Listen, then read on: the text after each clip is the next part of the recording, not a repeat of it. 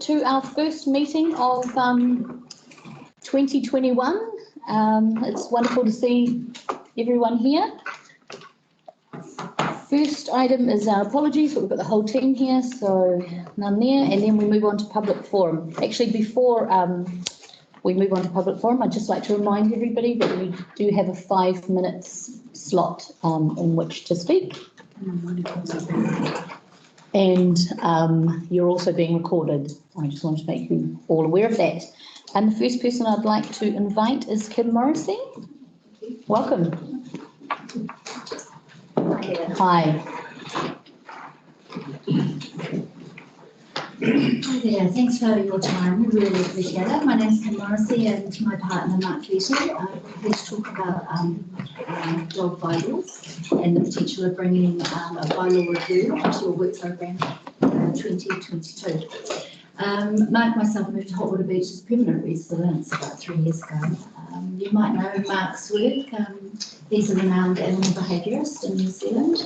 He was the star of Pound Pups to TV, to dog stars, and has been working with animals and dogs for 40 years in New Zealand. Was New Zealand's first animal behaviourist. We moved to Hot Water Beach because we love this area and its nature and its communities. We are representing the Hot Water Beach's Ratepayers Dog Subcommittee, and we were asked to join the subcommittee about 3 years ago when we first joined. There was a lot of unrest in the community around the review that had taken place in 2016, where the rules had been substantially changed in Hot Water Beach, and they had changed through the consultation process. So the draft sent out by the community, by the council, was substantially changed through the consultation, and significant change was made that the broader community wasn't aware about. So there was quite a lot of distress, and it's caused quite a lot of a change in how that permanent local community and its beach community use the beach and its enjoyment of the beach and its well-being of its dogs. So we're keen to talk to you about two things. One is the possibility of a review of the Hot Water Beach rules. Before 2016, it was possible for the schedules to be changed, and it's not clear whether that's still possible to happen or whether a whole review is required. And so we would like to work with that. We've been talking with your dog team, who have been wonderfully supportive and a good listening ear. We've met with them 3 or 4 times, and they are supportive in principle of the dog bylaw review coming into next year's work programme. We believe that it's a significant issue for communities. It's one of the most engaged, shall we say, bylaws. And so, given the public interest and how dynamic coastal communities are, we think it's important that it's a bylaw that is reviewed regularly, that to ensure that it's effective and it's equitable. And we have a sense, and we would like you to have a look at that policy to see if there is, if it is effective, is it serving the needs of the community and council requirements, and is it equitable? And we have concerns about equitability, particularly in Hot Water Beach. It creates a lot of inconsistency and confusion in our community because we're different from our local surrounding beaches like Hahei and Cox Beach. So it does create conflict in the community, which is unnecessary and painful in small beach communities. So we would be really keen to have a good look at that. We also think there's opportunities. We think we are at risk of the conversation around dogs becoming about safety, management and control, when dogs are actually a significant part of community wellbeing. And we would actually like to shift the conversation to integration. How do we integrate these incredibly special beings into our worlds better? We're great animal and bird life lovers, so we have no interest in impacting on our bird life. We want to understand how we can do this. COVID showed us how much we rely on our dogs. Across the world, we turn to our dogs and our pets to support us. So the last thing we want to do is push dogs into the corners of our communities, inadvertently through bylaw rules that we don't explore how they impact our communities. So there's 2 things. We'd like to explore whether we can do a schedule change and that we can look at the specific inequities of Hot Water Beach, and or we look at bringing the bylaw review into next year's work programme. And that way we can ensure that it is responding to the dynamic changes of these communities with development pressures, economic opportunities, particularly at Hotwater Beach. It has an impact on the campground and its ability to provide more economic development opportunities through including dogs on that beach. And so we're also keen that the conversation is about responsible dog ownership. It's not about managing dogs. It's not really dogs that's the problem. It's how we raise our dogs that's the problem.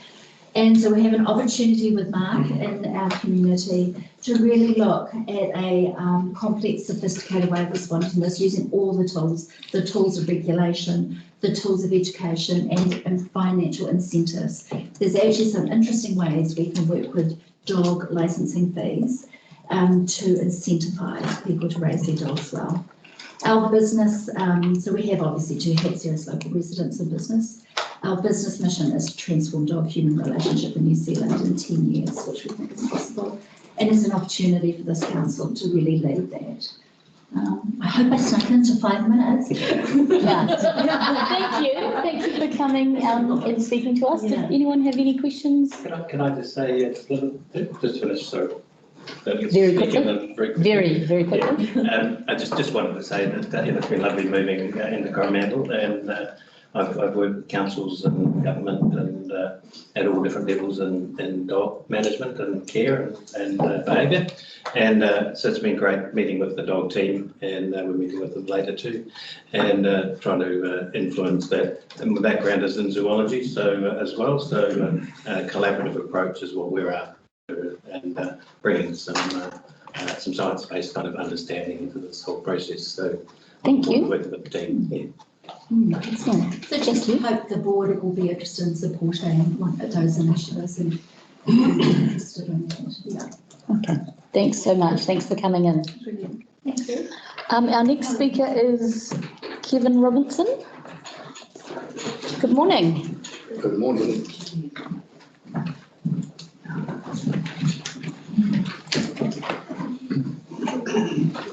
So Brian Burns is our chairman of the Untitled Community Trust, and he's going to be talking about the notes that have been given. So, Madam Chair and members of the team, we're here because the Whitianga community means shed needs a suitable building to continue to serve the community. After extensive investigation, we believe that a purpose-built shed is the best long-term solution. We've been searching for a site for some 3 years. After talking with the Scouts, we wish to add your support to that of the Scouts to build on the rear of the land leased from Council by the Scouts currently. What I bring to you is a list of questions that we've been asked and answers that we've discovered along our 3-year journey. So why team up with the Whitianga Sea Scouts? Scouts' land is flat, has good access and parking for a large number of vehicles. The site is away from residential land because of the dust and noise nuisance, that's important. And it supports the cost of the Scouts building in that we can share costs of services. It also enables the men shed to provide complementary mentoring service to the Scouts, a place for them to do both maintenance and some help with children learning to do that. It's also near the rubbish tip to facilitate our current recycling program. What is the proposed size of the new shed? Well, we're lucky to benefit from the feasibility study undertaken by the Kerry Men's Shed, an area of similar size to our own, similar population as Whitianga, and Whitianga historically served the surrounding district from Corogland through the Cook's Beach and those beaches and up as far as Masarangi. And they've come up with an optimum shed size of 613 square metres, which is about a medium-sized shed, judging by the sheds around the world. It's approximately 45 metres by 46 metres. This could occupy the space behind the storage garages owned by the Scouts. Why not combine the two buildings? Well, unfortunately, the Scouts need and ours are incompatible in that tools and equipment and dust and noise are at odds with the health and safety requirements of the children under the care of the Scouts. While we can be complementary, we are aware that we can't provide for the needs of both organisations under one roof safely. Is purchasing private land an option, we were asked? So privately owned land of a scale that we require is beyond the financial resources of community. We would need council support to buy land. The advantage of the Scouts land is that no council funding need go into the building of this facility. The Whittianga Health Support Group wanted to start a men's shed, and I, along with their committee, spent 2 years looking for suitable accommodation before we joined forces with Lions. We were unable to find land or a shed that would fulfil the needs of even a small embryonic group without having to pay a lease that would cripple the men's shed's aim to be a service rather than a business. Other New Zealand sheds have been supported by their council into second-hand buildings at a cost to the council, only to find that that they have outgrown those buildings and now stuck with a very unsuitable facility. We have an example here of the shed that we've been loaned by Peninsula Roofing, Richard Dita, which has got us started, but which within less than a year was hopelessly inadequate. Will our fundraising conflict with the Scouts fundraising? Well, because we're able to share costs with the Scouts, their build on that site, it would in fact save the Scouts money. We would predominantly be looking to the Waikato Community Trust and the Lotteries Commission for funding, apart from their own funding. Our applications would not coincide with the application lodged by the Scouts, as we are definitely behind them on the timeline. What are our membership numbers? We currently have 37 paid members, not 30 as it says.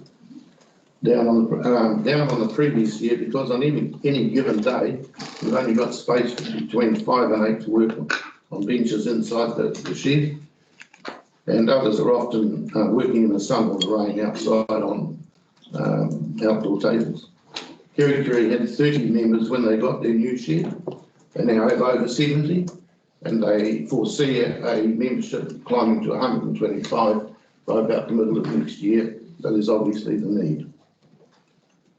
And they have the 70 members currently have a number of women doing projects on Saturday mornings.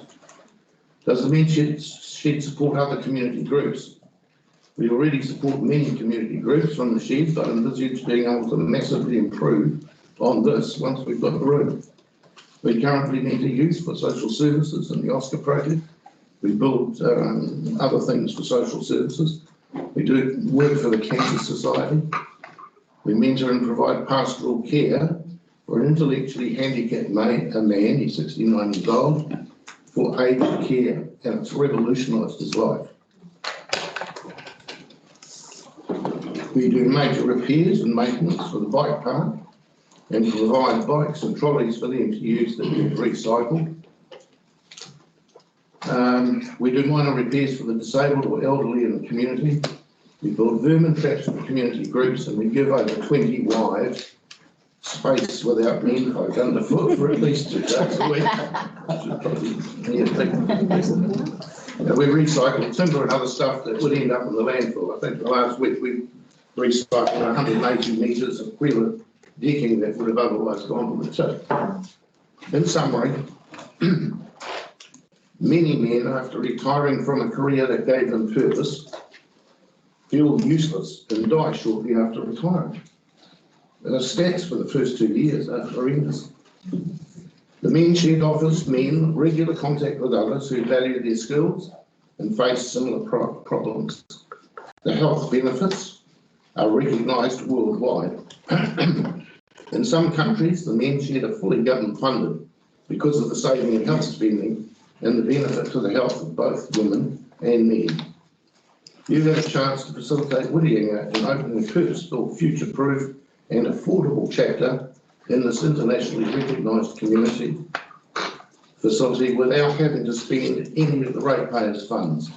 We're simply asking for your consent to use the land that Whitianga Sea Scouts have unanimously applauded. Thanks, Brian. Thank you very much. Thank you for coming in. Did anyone have any questions? No? Thanks so much. Thank you. Next, I'd like to invite John Jackman. Where is it? Oh, there. You have no idea it could be a conflict of interest Thought you were going to announce retirement.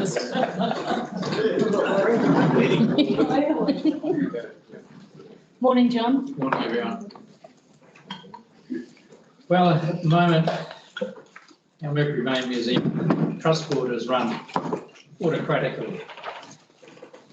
No different from Alan here, choosing all you board members. So he would go and choose who he wants on the trust board, on the community board.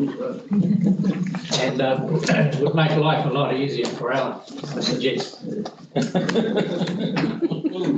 So there's no, okay, what we want is our Mercury Bay Museum constitution made democratic and transparent.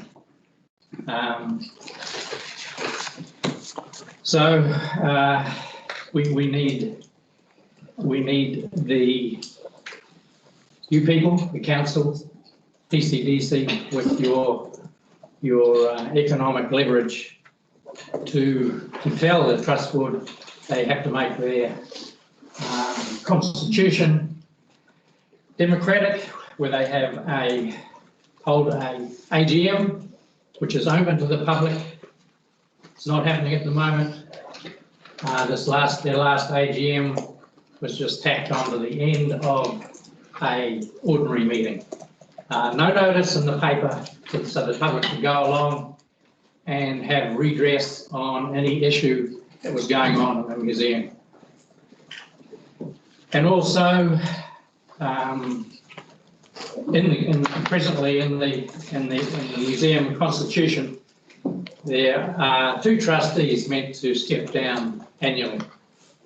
Now, this also needs to go into the public forum where the museum make notice through our local paper that there is vacancies on the museum trust board, and that they are able to put themselves forward or anyone else forward to become a trustee on the museum trust board. At the moment, as I said, it's just done autocratically. No different from what goes on in Chinese communist government at the moment. It's not on. There's no redress. There's no redress for anybody in the community. For example, you imagine if you made a donation to the museum, and this has happened, a substantial donation, $1,000 plus, and you would think that you would be told where that money was spent and how. That's the sort of thing we need to have redressed through through having a proper democratic AGM and just create transparency. Alan knows very well. He has got correspondence that was sent to the Mercury Bay Historical Society. I don't know whether you know, but we've had a 12-month stoush with them, and we had to go legal to engage our Mercury Bay Historical Society trustee back onto the trust board. They wouldn't accept. We must have put half a dozen people forward, and they wouldn't accept any of them because they didn't want us on the trust board. And it's just totally, the whole thing is just totally autocratic. Has anyone got any questions on the statement that we put out? No? Any questions? Thanks, John. Thanks for coming in and sending this letter through. I think everyone's had a read. Okay. Thank you. So what sort of a response will we get? Well, I'll pick up with staff and someone will come back to you.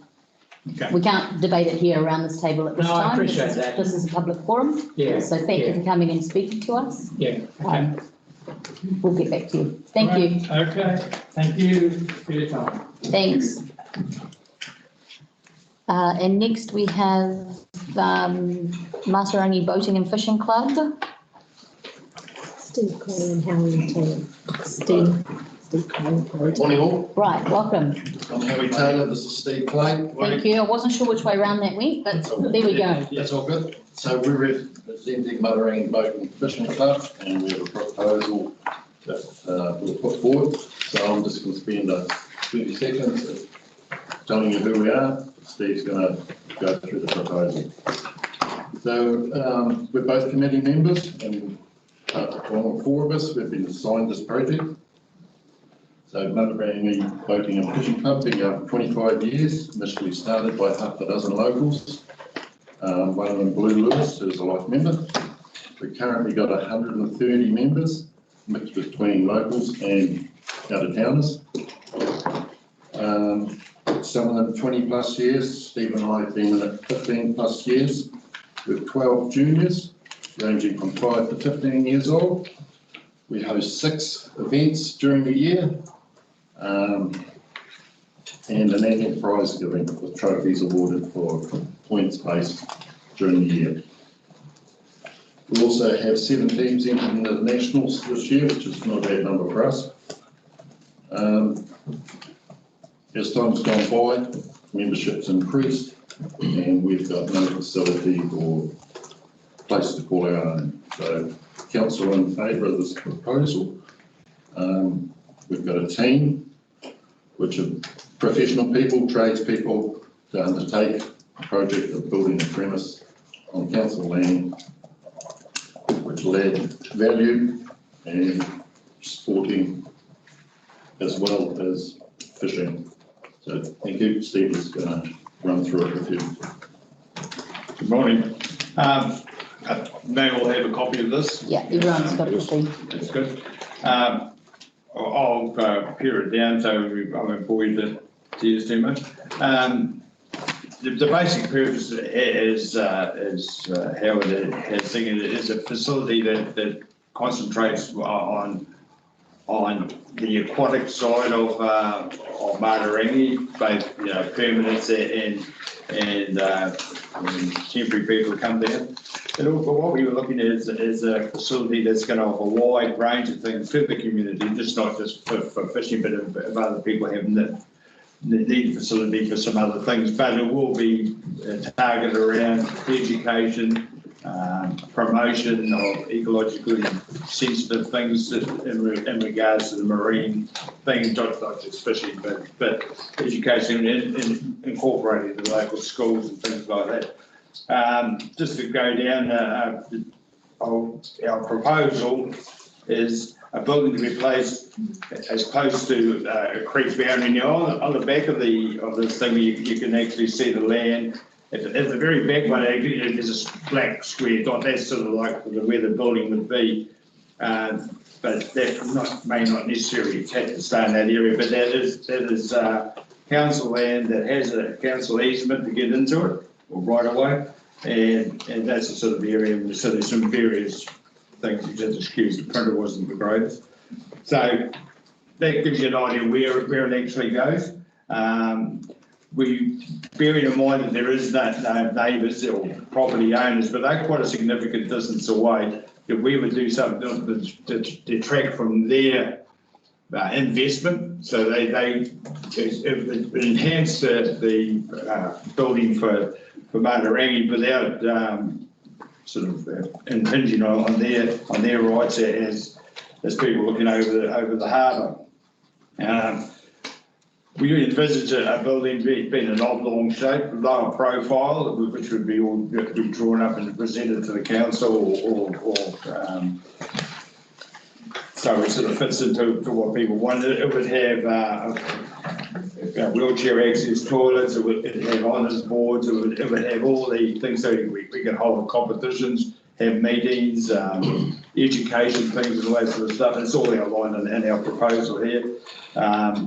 As Howard found, we have a lot of local businesses and professional people who are quite keen to get alongside us and build up a genuinely good thing for the local community. And we also have floated the idea of trying to work in with the Coast Guard a bit as well on something like this as we got more established as a facility, because as it stands now, Coast Guard have to come from Whitianga all the way up the coast to just to get to Opino Base, around about 50 minutes, and if it's rough, it could be longer. We would envisage hopefully having a boat operating from there. We do have one through Ferns, like the Fire Force as well, which does help in local situations on the bar or when you put gets in trouble off Masarangi Beach, but it has limited size boat, so it has trouble getting down to Opino Bay, and if somebody's up towards Waikawa Bay, they would not be able to. We would not really be able to help. It would have to rely on Coast Guard, and that puts a lot of pressure on them. So that's a side issue, but an important issue. We'd have seminars on bar crossing. We'd have get local schools so the kids get an idea of learning to do some sailing and marine activity and marine safety and all that sort of stuff, and a bit of ecology, of course. We'd like to work with the local communities and local iwi as far as promoting good practices for marine conservation. There is some talk in the community. We're having a conservation sort of zone where we would like to build into that type of thing, without being too oppressive. But bearing in mind the marine environment's been under a lot of pressure in the area for a number of years. I've been coming down for nearly 40 years, and I've seen it deteriorate to a huge degree. The rahui was a fantastic thing, but it's got, so that's the sort of thing where it's just not about catching fish and showing off and stuff like that. It's about a total community involvement thing. So if you guys do have time to go through all that, if you've all got, I've got some more things here, it would be great if you could have a look at the various things and give us consideration. We're only too happy to ask any questions or working with any ideas that other people will have to make it a satisfactory type thing. But we feel if we don't do something now, time is going to pass by and it really won't be as viable as it is now, as the old saying goes. Thank you both for coming in. Did anyone have, Murray's got a question, I've actually got please? 3 questions. Right. How big a piece of land do you think you're going to need, considering you're going to need parking? The size footprint of the building? I would have thought the size footprint of the building would be around about 300 square metres roughly, probably sitting up on piles a bit, only because you can park something underneath. This probably gives you a better idea. The piece of land is quite a significant piece of land. Piece of land, that's what I'm It's quite significant, and there was a fire there that some people, and we had to put a fire. So some burned out land. You can actually see that part there. That whole building can move up that way there. So there is a lot of land in there. There is 2 lots of access. There's access which is going to be open spaces when that gets gifted by the developer. So you can come in that way. There's other ones that does run between 2 houses. And are you confident, in the third question I was going to ask, are you confident in getting services available there? Yes. Power particularly, which is It's just not that, it's from Kitoko, it's not far away. Yeah. It's not far away at all. We've got drain layers, we've got. Well, you'd probably need about 800 square metres of land by the time you got your parking. Yes, yeah, and there's more than that in that area there. Yeah. I can show you that, yeah. And that could be also used for premier. Yep. All right. Yep. Thank you so much for coming in. Thanks for Okay. your proposal. Great stuff, thanks very much. No problem. Next, I'd like to invite Marguerite. Welcome, good morning. Just as housekeeping is going, last time you said I'm not allowed to ask any questions because you don't answer them. I intend my communication style is to ask rhetorical questions, okay, so I don't And thank you, answer the question. So last year I was here, I didn't get any response of you, so probably maybe I get some local patriotism going here today, because I'm wanting to have you on our side, because I do believe community is not us against you, it's all of us, and you make it happen for us. Thank you. Now, the request for the Super Bowl car concession for the Whitianga Ferry is a historic request from the Grey Power, and it was raised in May 2016, and at the time the subject was aired in meetings and also extensively reported upon. The informer and had many followers and said, yes, this is not a luxury, this is actually an essential service. So a big bonus to have subsidized ferry rides for the elderly means to support their overall well-being.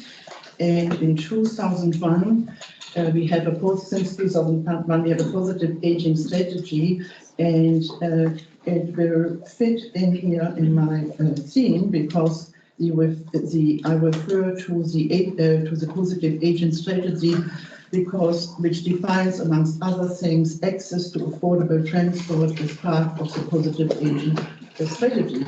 Now we are 20 years later, so it's also historic. I have outlined last year why I think it's important, but I'm coming back and say the extra benefit to reduce costs for the Coromandel community on health and mental health services is already outlined by people who have seen what the effect of extreme isolation and immobility can have on the elderly. Now, the Whitianga Ferry provides a very important public service, and therefore we need to get the classification changed from tourism to public transport. The community needs your help, and we are all, as I said, community, and but we have you as the advocate and make things happen on our behalf. Now, how can we form a working group? Because obviously I need some commitment, and because we would like approval in principle now, because there is a lot of work to be done before any scheme can be properly implemented. And as far as I'm concerned, we need to put together a business case to submission for the regional public transport plan and convince TCDC that the proposal is worthy of the 50% subsidy from central government. So it's actually quite a complicated process. And so the ferry operator is still an independent commercial service which does not have a contractual arrangement with the regional council. These are the obstacles. And to convince TCDC that we must provide a direct subsidy to the ferry operator for each Gold passenger, that's a ferry carry, is another question. Now, I understand the ferry operator needs to be asked and is here today and can't obviously do anything and say anything. So this person does provide an amazing service, so we don't want him to get out of business. So maybe there is a chance that we can ensure the ferry operator that he will remain the service and does an amazing job without, wondering, does he have to tender the whole service? And if the status gets changed from commercial to public transport as an essential service, would the ferry people agree to a contractual arrangement through the regional council? It's all a lot of work, I understand. So yes, I need your local patriotism, because I believe years ago, when those bulk sum funds came from government, they seem to end up in Waikato, to be honest, and by the time they drift free, there's nothing left for us. So yes, all of these people here obviously have lived in Whitianga, including myself, for 30 years or longer or less, but you get an idea that in terms of the public transport, we won't get anywhere unless we work together. And it's not something extra, as I said, it's not something luxury, it's essential for maybe 4,000 people or less. We haven't done the business plan yet. However, I would like to see a group where we can all work together and don't see it as a stumbling block for the next historic claim in 5 years' time, because I'm sure it will happen, because when we look into things in Wellington and Auckland, they really ask, well, why is that such a problem? Yeah. So yes, it will be some work to be done. It needs to be some work to be done, and I'm quite happy to ask all the younger and other people in the area with their ratepayer committees and do a little bit of work around that. If I'm invited, and if I'm not, obviously I've done my submission, and I talked to you guys last year, and I didn't get any response, but I'm here to actually sell the whole product, so to speak. Thank you, and thank you for coming back. My understanding is, and I apologise that staff haven't been in touch, perhaps, but they are working and investigating and looking into this, so someone will come back to you. Yeah, so it's a very important theme because I find the positive aging strategy is almost like you can do, but you can forget about it, but it's a strategy since 2001. And the positive aging strategy identifies and addresses the opportunities and challenges with our aging population and ensures we play our part in giving older residents a society that values their contribution and encourages their participation. And I think that's a big job. We have a question for you here. What response have you had for doing Dennis Tegg? Because it's really a regional council responsibility, and he's the regional councillor. He said we need to put together a business case for submission to the regional public transport plan and convince Thames-Coromandel that the proposal was worthy of the 50% subsidy for central. Okay, is he working with you doing that? Well, he had. So it's his responsibility to do that, so I suggest you work with him to do that. No, oh, thank you. Thank you. Yes, that answer of his, he's got to follow through forward on that. Okay, thank Because it's a you. regional council. Yes, thank you. However, I need to, okay, as a community to say that's a good thing, and there will be an interesting part in future for the actual operator of the business. He might even get more money, who knows? But we don't want any other operator, because we think you do a very good job. Thank you. Thank you. As I said, staff are investigating this and they will come back to you. Cool, thank you. Thanks so much for coming in. And Anna, welcome. It's a Tegg property. It's a Tegg property. Tēnā koutou katoa, kia ora, ko ana ko aho. I'm here yet again to talk about cycling. By a tacit agreement, we put our push for the cycling strategy on hold while the skate park was being completed, and I do want to take this opportunity to congratulate the community board and staff, especially Andrew Scody, for the fantastic job. I think today's the only time I've been out and not seen anyone on it, although there was an elderly gentleman on the e-bike going around the edge. I think that we've all learned a lot through that procedure and the methodology used to bring the skateboard park into being after some 20-odd years of trying.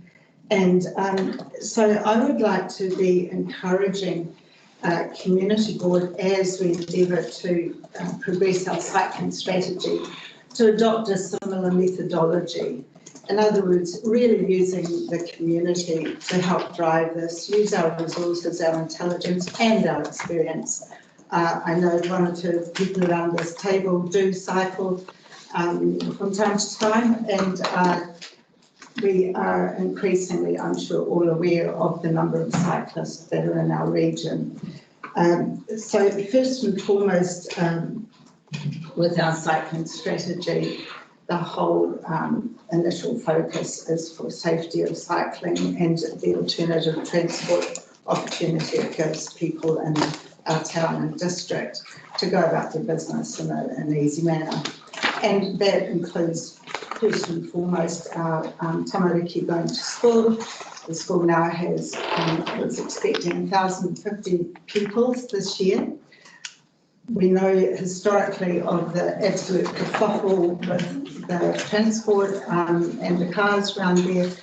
A good walking and cycling strategy really contributes to reducing traffic issues, adds to health, all those things that you do know about.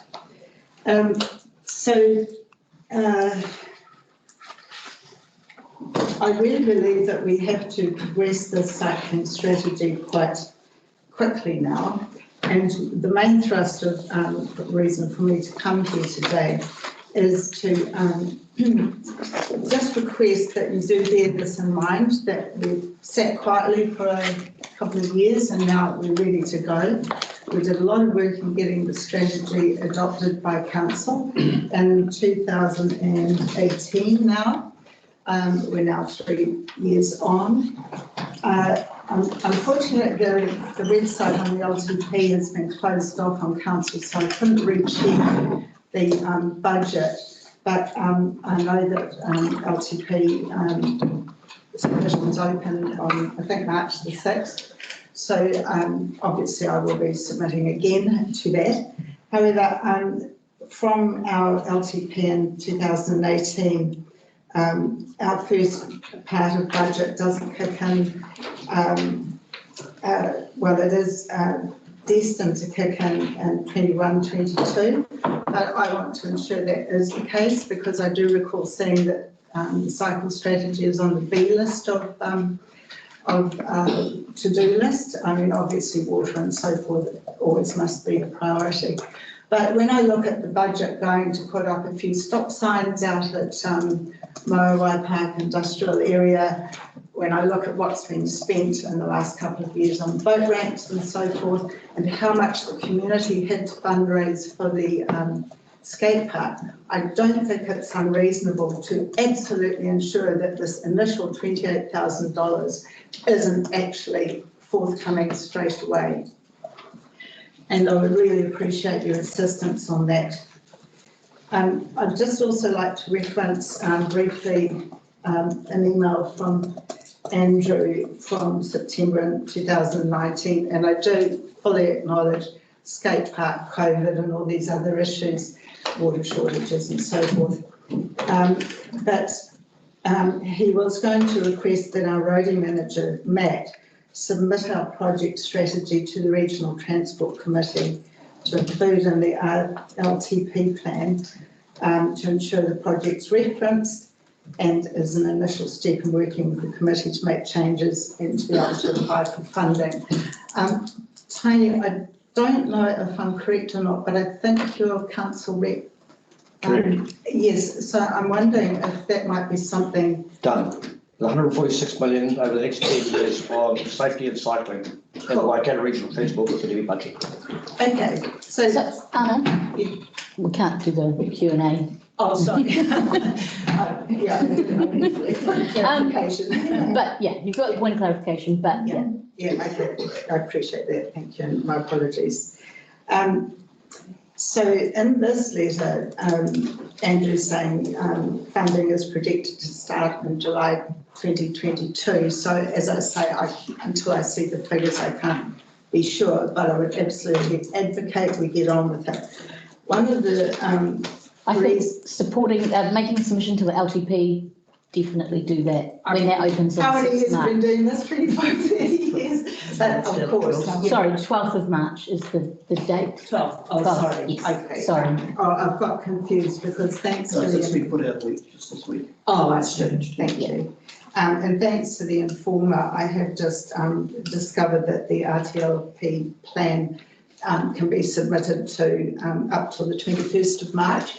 So although we have council representation, if the community board could make a submission on this, I would really appreciate it, especially as we have identified a couple of areas of safety issues. One being, of course, the Joan Gaskell bike and walkway down past the Countdown and red shed entrance as an exit. So there's a sign up there which swivels that's so high no one sees it. You know, I think we need to look at some of the strategies used, for example, in Hamilton, green paint, where it's obviously there's an issue with to alert motorists. But specifically for the RTLP, is that the right name? I think it's an opportunity for another area that we've identified as cycling safety issues, and that's on the Taputapuatia and the Tarapatiki bridges. At Taputapuatia, of course, cycles can't go through the new bridge, neither can prams and so forth. And so we're using the bridge, which is narrow, it's got a big drop off. One endeavours to check if anyone's coming. There's also a little manhole in the middle of the damn thing. And one time I even had to stop and help someone whose mobility scooter had broken down on there. So, you know, it seems to me that with this plan, there's an opportunity again to apply for funding to get a clip on there for cycling and walking and scooters, of course. I'm referring to active transport in general. Okay, thank you. Okay, can I just make one more comment, please? Very quick comment. Okay. I did notice that in the notes from the November 2nd Community Board that there's an issue about cyclists using the footpath in the CBD. It was really regrettable that cycles weren't planned for in the upgrade. Nelson has a very simple system. It's called sharrows, which are, I'm sorry, I don't have a picture, which are just things painted on the ground, which show that this is a shared cycle and vehicle thoroughfare. For a very little amount of work, we can fix a lot of these things with a bit of paint and goodwill. And I believe working together that we can achieve that. So, sure. Excellent, thank you, Anna. Do we have anybody else here for public forum? That's the end of my list. No? No, all right. Okay, thank you. Can I have a mover and a seconder, please, for public forum? Thanks.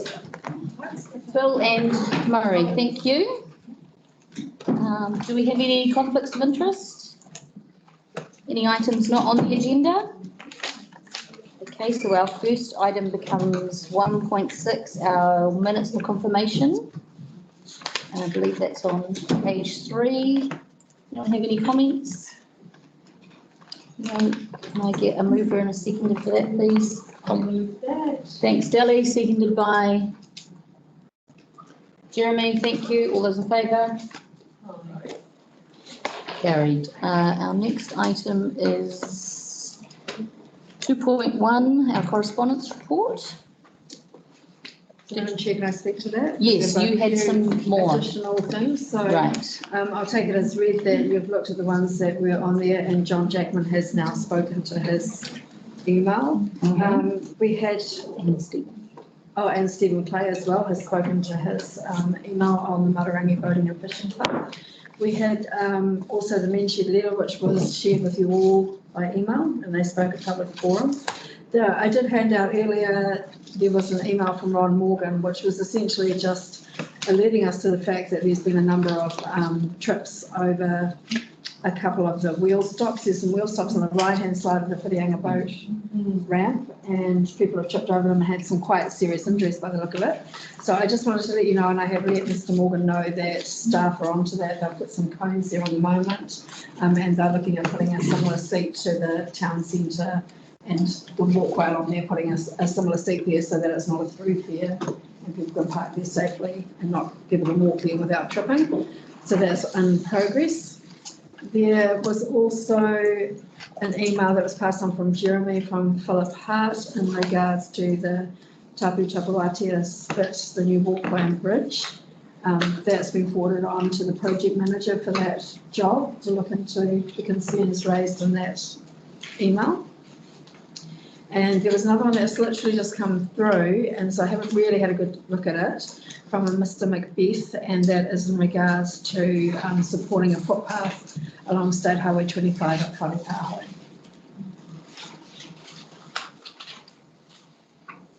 And that was all I had. Okay, thank you. All right, did we move in second? We haven't done that. Can we move in second for our correspondence report? Thanks, Tony, seconded by Dally. All those in favour? Thank you. And that takes us to item 2.2, the discretionary fund request. Is that you, Heather? That's me again. Did anyone want me to speak to that, or is it self-explanatory? Very. Yeah. When will they be done? I haven't got an answer to that, but I'm assuming as soon as funding is available. Okay. But I can provide the board with an update once I know that. Yes. No, fantastic. Sorry, do we have a mover and a second to receive the report? Thank you, Jeremy and Murray. All those in favour? Aye. Opposed? None. Carried. Okay. Whipping through to item 2.3, which is our work programme.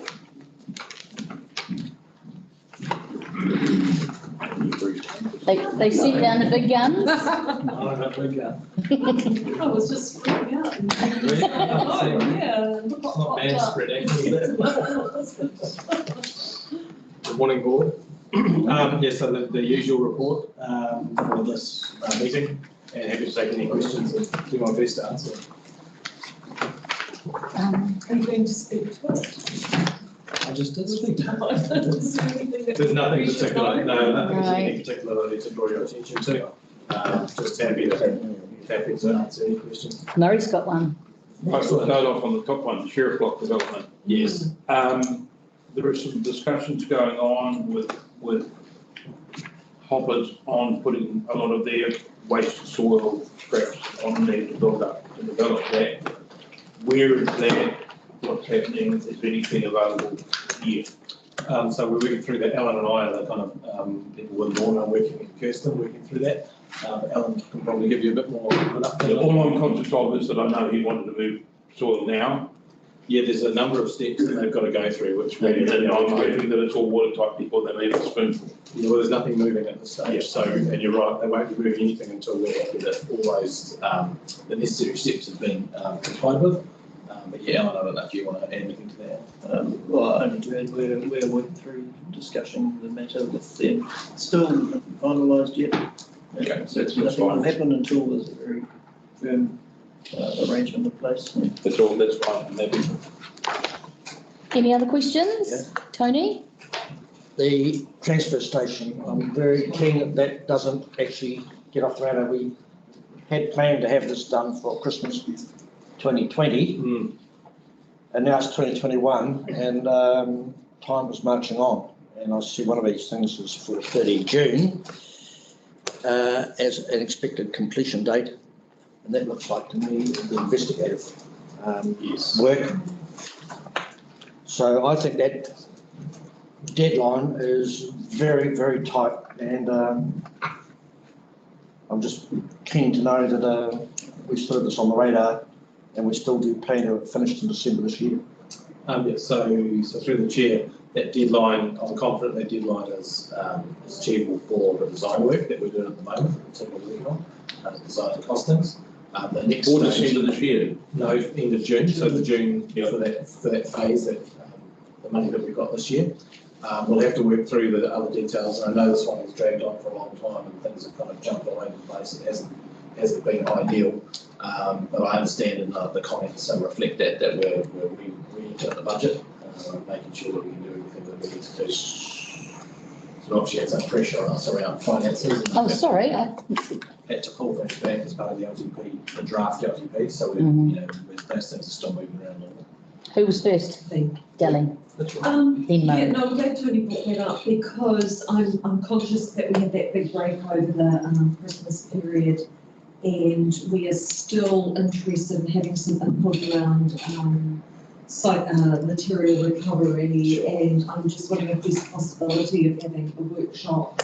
Yeah, so we did talk about, I think it might be the action schedule, we did talk about a workshop, and I had hoped to have a solid waste manager by now. I think we kind of said that resource-wise, we're really stretched, which we are, and so that to do that justice and really support you guys properly and moving that forward, we need to have a good solid waste manager on board.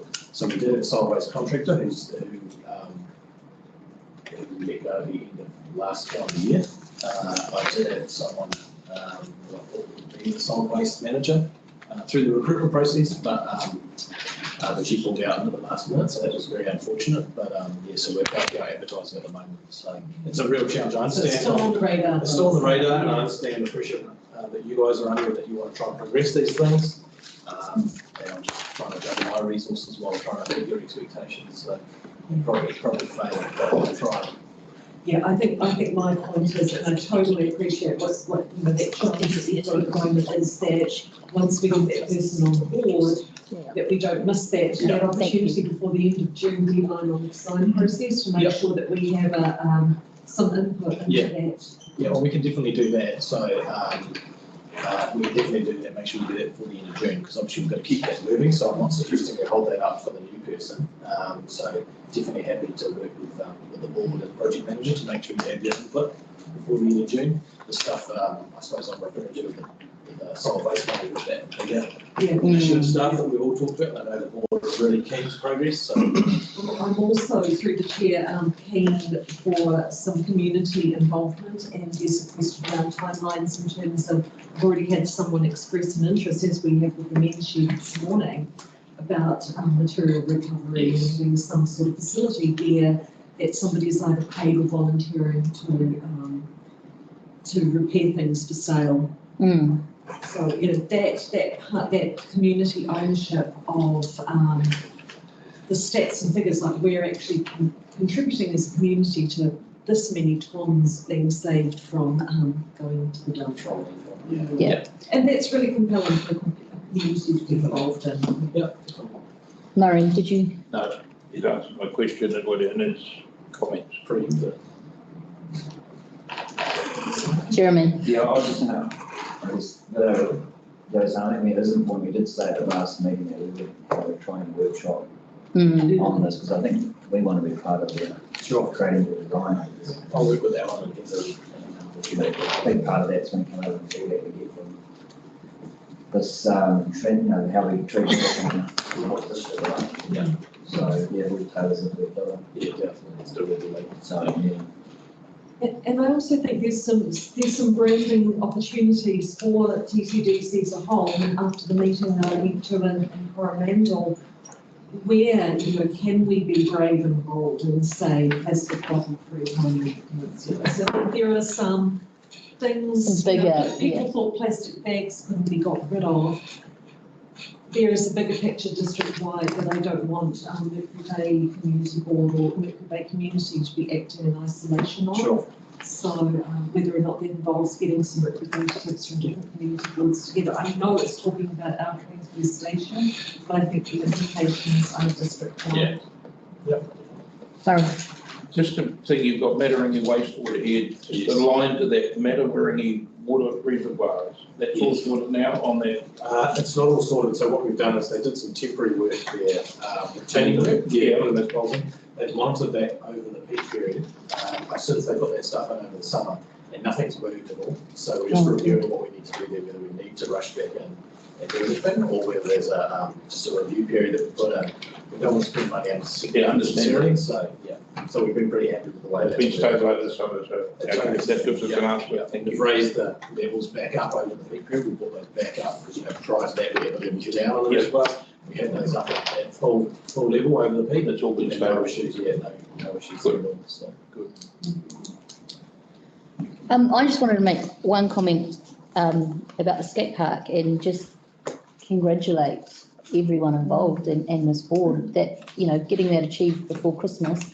I know there's a few things that are still outstanding, but the day that it first opened, I don't know if anyone was there, where they were literally all on the sort of periphery, just waiting. I mean, it was carnage, and I'm sure there was some ACC claims that afternoon, but what a fantastic facility, and just great to see that delivered in time for that summer project. Yeah, I think it's a huge pat on the back for the Whitianga community that really got together and really made that happen, and accelerated that. And our team did a great job of working on that with Andrew and the team. So I think the community really.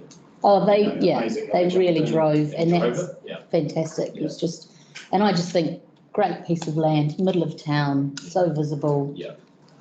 Yeah, so no, well done to community, board, staff. Right, anything else on our work programme? No, right, can I have a mover and seconder to receive the work programme? Thanks, Delly. Thanks, Tony. Right, our next item is 3.1. Oh, yeah, sorry. I haven't done this for a while. All those in favour? Aye. Opposed? None carried. Right. Do we want to have a cup of tea at 10 o'clock? Silly question.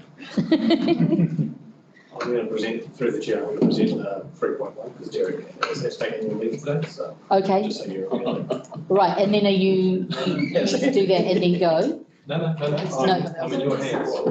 going now. Cup of coffee, Helen's saying coffee. Okay, yeah, well, everyone, look, I'm looking around and everyone's like. Just give me the info so you can make informed decisions. Okay, right, we're going to take 15 minutes and have a cup of tea. No, that's okay. I was just looking at that and then I was like, oh yeah, no, I didn't finish.